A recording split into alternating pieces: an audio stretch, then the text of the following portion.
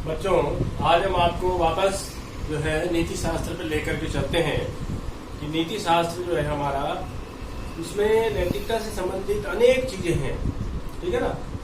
उसमें सबसे बड़ी बात यह है कि ऐसा क्या काम हो कि व्यक्ति को हम उसकी संकल्प की स्वतंत्रता के लिए उत्तरदायी स्वीकार करें। ऐसी क्या आवश्यक चीजें हैं उनके होने पर हम व्यक्ति को उसकी संकल्प की स्वतंत्रता के लिए उसको हम उत्तरदायी ठहराएं। हमारा आज का जो टॉपिक है नीति शास्त्र में, एथिक्स में, वो है संकल्प स्वातंत्र्य और नैतिक उत्तरदायी।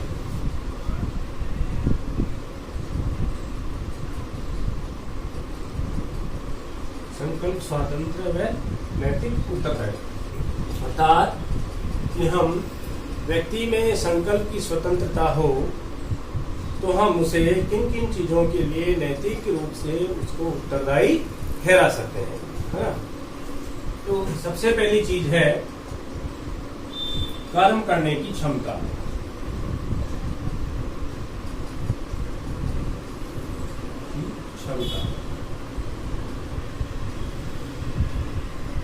ये पहला जो है इसका जो पॉइंट है, पहला वो ये है कि किसी भी व्यक्ति को हम नैतिक रूप से उत्तरदायी तभी ही ठहराएंगे जबकि हमने उस व्यक्ति को कर्म करने की क्षमता उसके अंदर निहित हो।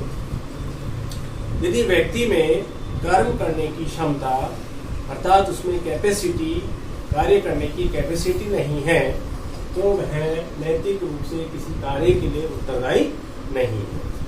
कर्म करने की क्षमता ऐसे है कि हम कहीं तालाब या झील पर घूमने जाते हैं कुछ दोस्त, और उस तालाब या झील में एक हमारा दोस्त गिर जाता है पानी के अंदर और उसको हम बचा नहीं पाते। क्यों नहीं बचा पाते? क्योंकि हम में से बाकी लोगों को तैरना नहीं आता था, हमें उस कार्य को करने की क्षमता नहीं थी। कानूनी रूप से तो हम उसकी मौत के लिए, उसकी मृत्यु के लिए जिम्मेदार हैं, क्योंकि हम भी उसके साथ गए थे। जब जानते थे कि हमें तैरना नहीं आता तो फिर क्यों गए? कानूनी रूप से तो हम उसके हत्या के लिए जिम्मेदार हैं, लेकिन जब नैतिकता की बात आएगी तो उस नैतिकता के लिए हम उस व्यक्ति की मौत के जिम्मेदार नहीं हैं, क्योंकि हम लोग तैरना ही नहीं जानते थे। तो यह कर्म करने की क्षमता, व्यक्ति को कर्म करने की क्षमता का होना पहली शर्त है, तभी उसमें हम संकल्प की स्वतंत्रता को स्वीकार करेंगे और नैतिक रूप से वह उस कार्य के लिए, संबंधित कार्य के लिए वह नैतिक रूप से उत्तरदायी होगा। संकल्प की स्वतंत्रता जो है उसके लिए हमारी दूसरी शर्त क्या है? दूसरी शर्त है हमारी उसके लिए ज्ञान और उद्देश्य।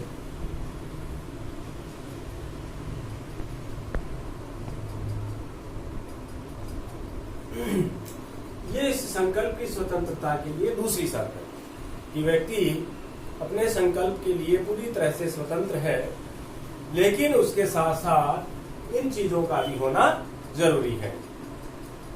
किसी भी चीज को करने के लिए यदि व्यक्ति में उस संबंधित कार्य का ज्ञान है और अपने उद्देश्य के प्रति वह सजग है, वह जानता है कि मेरा उद्देश्य क्या है, तो ही हम उस कार्य के लिए उस व्यक्ति को उत्तरदायी ठहराएंगे। यदि किसी व्यक्ति के द्वारा बिना जाने और बिना उद्देश्य के कोई कार्य किया गया है और वह कार्य गलत हो जाता है तो वह व्यक्ति नैतिक रूप से उसके लिए उत्तरदायी नहीं होगा, क्योंकि उस व्यक्ति को संबंधित कार्य के ज्ञान और उद्देश्य की जानकारी ही नहीं थी।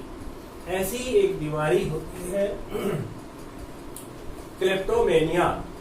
क्लेप्टोमेनिया क्या बीमारी है? यह है निरुद्देश्य।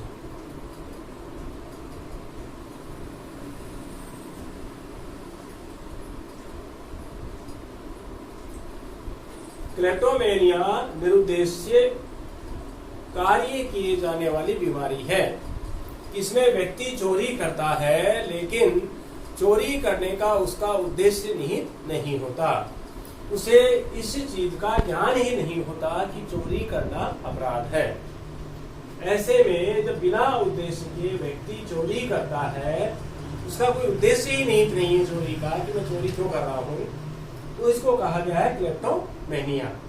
तो यहाँ पर किसी भी कार्य के लिए व्यक्ति की संकल्प की स्वतंत्रता के लिए उसको नैतिक रूप से उत्तरदायी तभी ठहराया जा सकता है जबकि कार्य करने वाले व्यक्ति को संबंधित कार्य का पूरा ज्ञान हो और उसको अपने उद्देश्य की जानकारी हो। यदि निरुद्देश्य कोई कार्य हो रहा है तो उसके लिए वह नैतिक रूप से उत्तरदायी नहीं ठहराया जा सकता। तीसरी जो बात आती हमारी वो है विकल्पों की उपस्थिति। विकल्प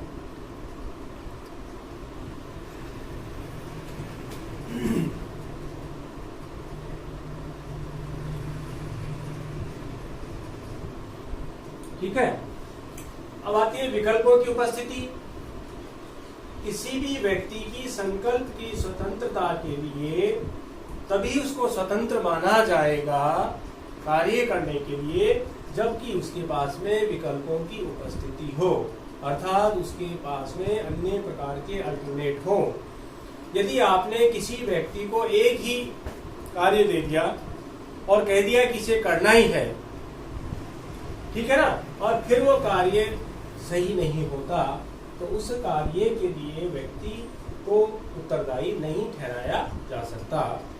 इसका सीधा सा उदाहरण हम लें कि किसी बच्चे को हमने ये कहा कि तुझे मैथमेटिक्स ही पढ़नी है और कोई रास्ता नहीं है तेरे पास में और कोई विषय नहीं दिए जाएंगे, तुम्हें केवल मैथमेटिक्स पढ़नी है, मैथ्स पढ़नी पड़ेगी, अन्य कोई विषय नहीं है, ठीक है ना। तो बच्चे के ऊपर क्या कर दिया हमने, जबरदस्ती उसको विषय दे दिया हमने, गणित तुम्हें पढ़नी है। उसको हमने विकल्प नहीं दिए, अल्टरनेट नहीं दिए। विकल्पों की उपस्थिति के अभाव में बच्चे को गणित दिला दी गई, पेरेंट्स ने कहा कि नहीं तुझे गणित ही पढ़नी है, और बाद में एग्जाम दे करके जब बच्चा फेल हो जाता है तो उस फेल के लिए वो बच्चा या उसकी संकल्प की स्वतंत्रता उसके लिए उत्तरदायी नहीं है, क्योंकि हमने उस बच्चे को उस विकल्प दिए ही नहीं, उसको एक ही विकल्प दिया और विकल्प भी ऐसा जिसको वो उसका मन नहीं था, जिसमें उसकी रुचि नहीं थी। ऐसे किए गए कार्य के लिए उस बच्चे को हम उसके रिजल्ट के लिए उत्तरदायी नहीं ठहरा सकते, क्योंकि जब तक हम किसी व्यक्ति को ये 3 शर्तें पूरी ना करें, कर्म करने की क्षमता, उसका ज्ञान और उद्देश्य और विकल्पों की उपस्थिति, जब तक ये 3 शर्तें अनिवार्य शर्तें हैं, किसी भी व्यक्ति की संकल्प की स्वतंत्रता की रक्षा के लिए इन 3 विकल्पों को, 3 शर्तों को, इनका पूरा होना आवश्यक है। इनके अभाव में हम उस व्यक्ति को इन कार्यों के द्वारा होने वाले परिणाम के लिए नैतिक रूप से उत्तरदायी नहीं ठहरा सकते। तो बच्चों, आप लोग इस कॉन्सेप्ट को समझेंगे और बिल्कुल अपने इसको दिमाग में इसको बैठाने की कोशिश करेंगे। धन्यवाद।